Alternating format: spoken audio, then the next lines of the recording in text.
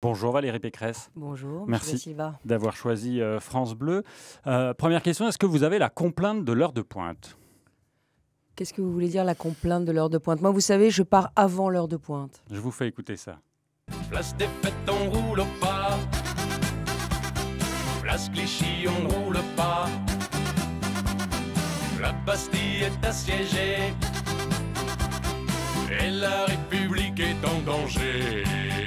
Dans Paris, à vélo, on dépasse les autos. Dans Paris, à vélo, on dépasse les autos. C'est le vrai titre, c'est la complainte de l'heure de pointe, en fait, la chanson de Jodassin. Vous savez de quand elle date? Non. 1972. Autant vous dire qu'Anne Hidalgo n'y est pour rien face aux embouteillages. Alors, sur la question des embouteillages, c'est vrai que c'est une source majeure de mal-vivre en Île-de-France. C'est pour ça que j'ai souhaité m'y attaquer.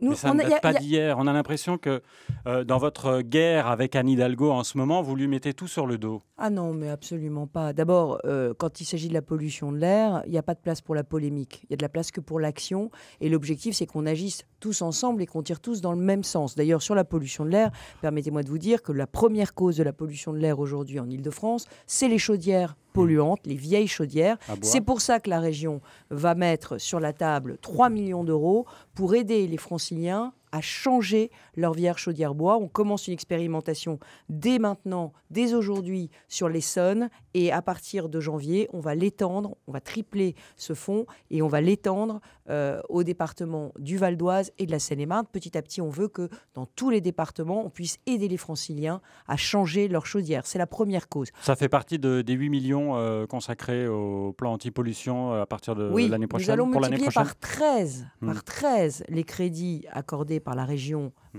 à la fait lutte 8 contre millions la pour pollution de 2017. l'air. Ce sera 8 millions pour l'année prochaine. Et dans ces 8 millions, il y a l'aide au remplacement des chaudières, il y a l'aide aux artisans et aux commerçants pour qu'ils changent leurs vieux utilitaires, qui ne pourront plus d'ailleurs entrer dans Paris, de façon à ce qu'ils puissent continuer à travailler. Et oui, surtout, concrètement, ça veut dire quoi? J'ai un vieil utilitaire que je voudrais changer, vous me donnez concrètement, combien? si c'est une voiture, c'est 3 000 euros. Si c'est une camionnette, c'est 6 000 euros. Si c'est un camion, c'est 9 000 euros d'aide. Une camionnette, pour... c'est style Kangoo, les voitures de... Petite camionnette utilitaire. Ça, je ne connais pas bien les caractéristiques, mais les artisans, les commerçants, eux, les connaissent.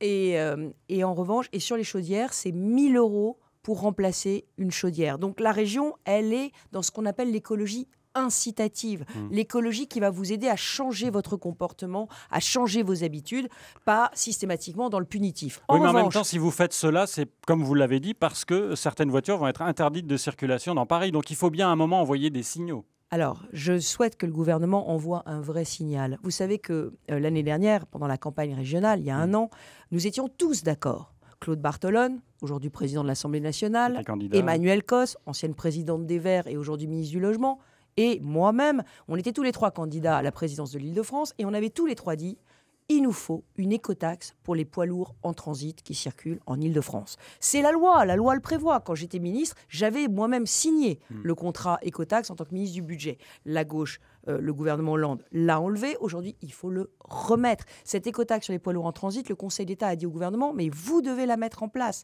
Et aujourd'hui, le gouvernement se défausse. Alors moi, je ne comprends pas pourquoi les trois candidats qui étaient candidats en Île-de-France, ont dit ces poids lourds en transit, ils n'apportent aucune plus-value à l'Île-de-France. Ils nous polluent, ils abîment nos routes, ils causent des bouchons et on ne les taxe pas. Donc moi, vraiment, là-dessus, je pense qu'il faut qu'on soit très ferme. Jean-Claude Delarue, qui était notre invité il y a 1 heure sur France Bleu, qui est le président de la Fédération des usagers de transport en commun, qui habite, lui, en Seine-et-Marne, vous proposez non pas de mettre une taxe pour les poids lourds, parce qu'on sait que l'écotaxe a fait long feu, mais il propose de rendre gratuit le contournement par les autoroutes de l'Est, notamment, qui sont payantes. Et le problème, si vous voulez, c'est que on parle de la gratuité, Le principe, c'est pollueur-payeur, pardon de le dire. Et si on se met à Oui, mais rendre... enfin bon, si l'État recule dès que les camionneurs bloquent les routes... Non, mais oui, mais ces camions-là sont des camions de transit. C'est des camions qui arrivent de Belgique et qui vont en Espagne. C'est des camions qui traversent toute l'Europe. C'est pas les camions qui font du cabotage pour aller en Île-de-France livrer des produits. Donc, il faut absolument qu'on mette en place cette taxe. D'ailleurs, c'est ce qu'ont fait les Belges, qui sont un peu dans la même situation que nous, qui sont traversés par tous les camions d'Europe, ils ont dit, écoutez, quand on nous traverse, on paye une vignette. Donc là-dessus, je pense, et puis si on met la gratuité sur les autoroutes, on ne pourra plus les entretenir. Donc il ne faut pas, surtout, ce serait très injuste. C'est-à-dire que les automobilistes paieraient les péages et les camions étrangers ne paieraient pas. Enfin bon, à mon avis, c'est totalement illusoire. Je voudrais venir une dernière fois sur une dernière mesure que nous avons prise.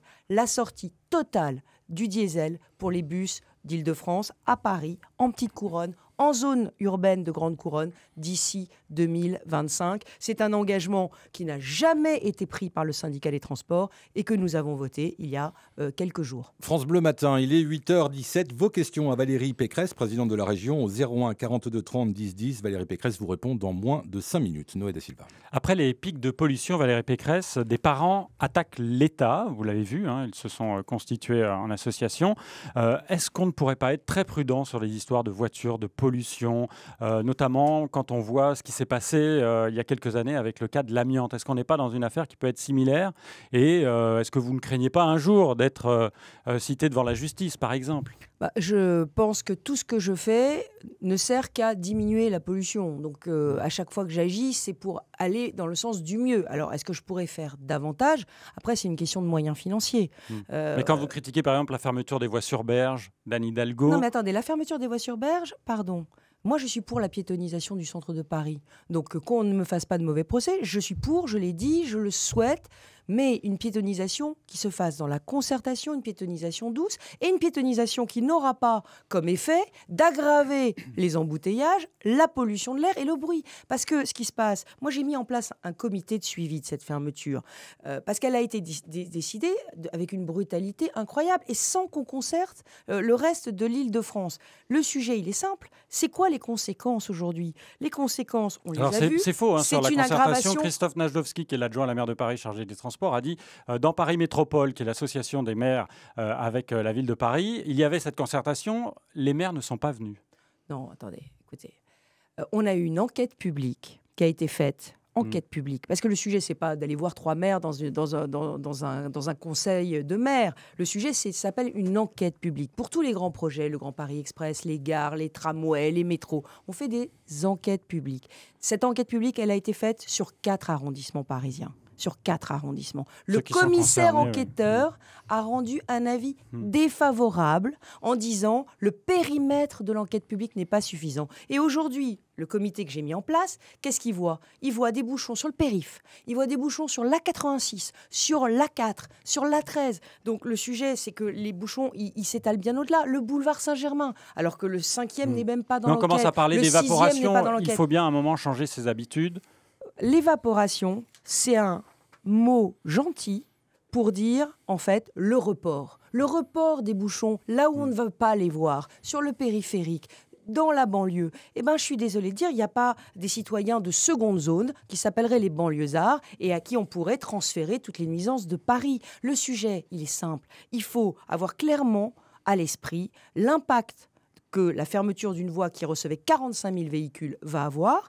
Quand on a clairement en tête l'impact, on prend des mesures compensatoires. Est-ce que vous savez que sur les quais aujourd'hui, c'est plus 3 décibels la nuit? Plus 3 décibels, normalement, c'est le seuil au-delà duquel... Sur les quais hauts. Sur les quais hauts, c'est le seuil, le quai Henri IV par exemple, c'est le seuil au-dessus duquel la mairie devrait indemniser les riverains. Et c'est dû à quoi, la nuit? Aux embouteillages. Il y a maintenant des embouteillages la nuit dans Paris. Est-ce que vous allez tendre quand même la main à Anne Hidalgo? Oui, moi ce que je souhaite, c'est qu'on avance. Et arrêtez de dire qu'elle ne fait rien pour l'environnement. Moi, j'ai jamais dit ça.